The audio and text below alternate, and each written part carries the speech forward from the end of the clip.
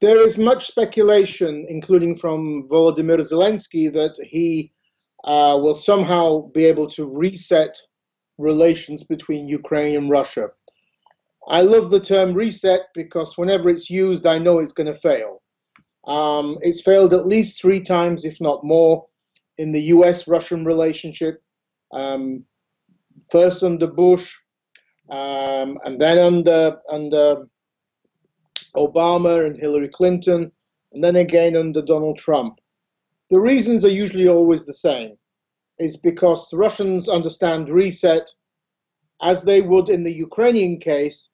A reset is where the other side resets. Russia never resets because Russia never does anything wrong.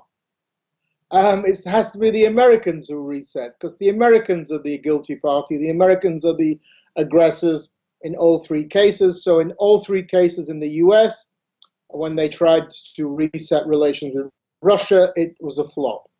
And the same thing with Ukraine. Russia's saying, what's the problem? We've done nothing wrong. It's Ukraine that has to reset, not us, which is, of course, incredible.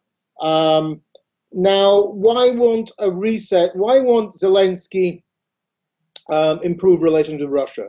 Well, first of all, let me just say he's extremely naive about Russia. And in that sense, it shows that he's lived in a bubble the last few years.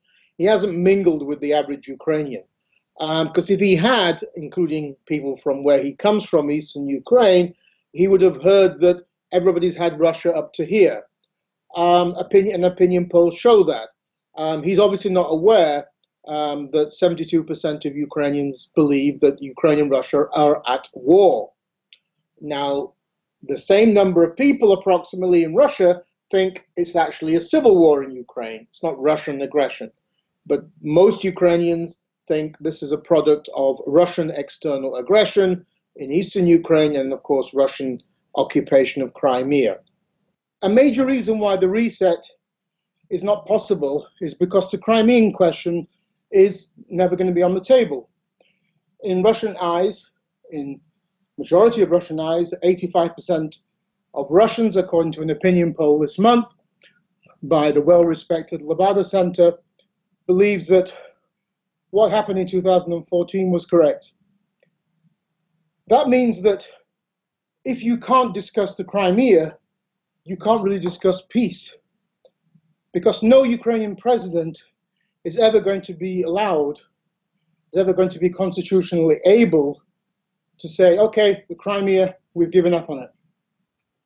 No Ukrainian president can give away a chunk of Ukrainian territory. That's not in the constitution. He can't do that.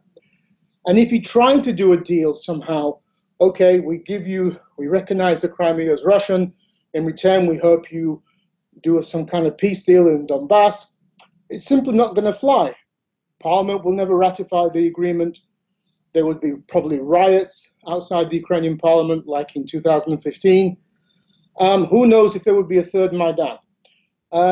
It's simply not possible in the Ukraine, which is Ukraine since 2014. Ukraine, where you have, for example, 15+% of voters are veterans. So you can't really have a breakthrough in relations if the other side is not willing to talk about one of the 2 problems in the relationship. And although 85% of Russians think the annexation of the Crimea was the right thing to do, the same number of Ukrainians think it's wrong what happened and that the Crimea should be returned to Ukraine. So how can you break that impasse? How is it possible to have a normalization of relations when you have 2 completely contradictory viewpoints? Even on the Donbas, what does a peace agreement mean? Well, obviously, from the viewpoint of Moscow, what they want is the return of those 2 separatist regions inside Ukraine, because then those voters come back to Ukraine, and then they hope that pro-Russian political forces increase their presence in the Ukrainian parliament and Ukrainian politics.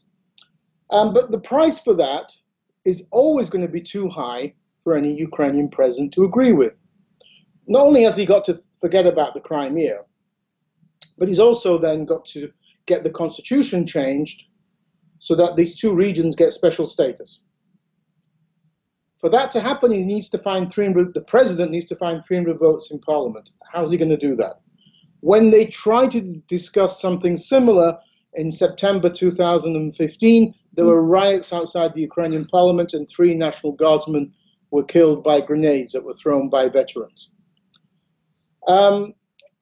In addition to that, Moscow wants other things, because the idea of compromise is simply beyond Putin's vocabulary. So what does he also want? He wants these 2 regions to have some kind of veto power over domestic and foreign policy in Kiev. Well, I've never heard of any country in the world where 2 separatist or 2 autonomous regions have some kind of veto power over the federal government. Could you imagine Quebec having veto power over the Canadian federal government? It's simply laughable. It's never going to happen.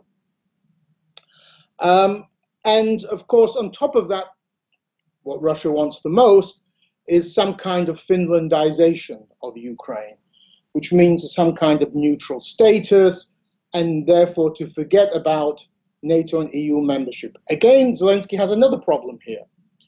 And the problem is how to change the constitution again. Again, he needs 300 votes. Because in the constitution, one of the pluses that Poroshenko did whilst he was in power was he managed to change the constitution to include the objective of EU and NATO membership. So to agree to Russian demands, you'd have to get rid of those. Now, Zelensky's already put his foot in it. He hasn't been in office for more than 3 days, and he's already put his foot in it, showing the degree to which he's very naive about Russia. He's already said to Russians and to other people in the former USSR, look at what we've been able to do in Ukraine. I elect an outsider. You should be able to do the same. Can you imagine how this is going to antagonize Putin and others?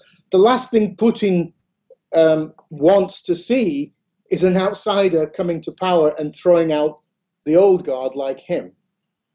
Because these authoritarian leaders in Russia and elsewhere think that they're leaders for life. And secondly, Zelensky has said that he expects somehow that there'll be some kind of compromise between both countries. Well, there will never be a compromise. It's basically a peace agreement which is going to be on Russian terms. So again, we're back to the problem of a reset. A reset in Russian eyes is a reset when you do the reset and we just sit back and reap the consequences. So therefore, I just don't see how Zelensky can bring some breakthrough in Ukrainian-Russian relations, particularly as he's already said during the debate on Friday, during various statements, and since he was elected, that he's not going to change Ukraine's course towards EU and NATO membership. Well, I'm sorry, if you are still supporting EU and NATO membership, then that's a red flag in Moscow. And therefore, Moscow is not going to do anything to allow some kind of breakthrough in relations if you still continue. Because for Moscow, Ukraine has to be in neither EU or NATO and within Russia's sphere of influence. So, sorry, Mr. Zelensky, you're going to fail in this endeavor to bring peace. I understand why Ukrainians want that, but he should remember that only 15% of Ukrainians are willing to agree to a peace agreement with any conditions at all. I.e., basically, they'll agree to anything Russia gives them. But 70% of Ukrainians will not agree to something which has these kind of Russian conditions. In fact, the 4 things that Ukrainians want to see from a peace agreement are simply impossible for Moscow to give.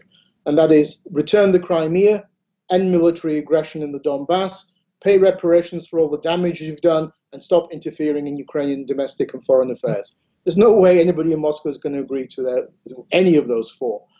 So I think the problem is the war is going to continue, particularly because Putin's in power until 2024, the same amount of time as Zelensky.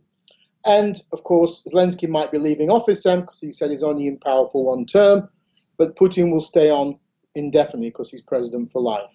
That's the way he sees himself.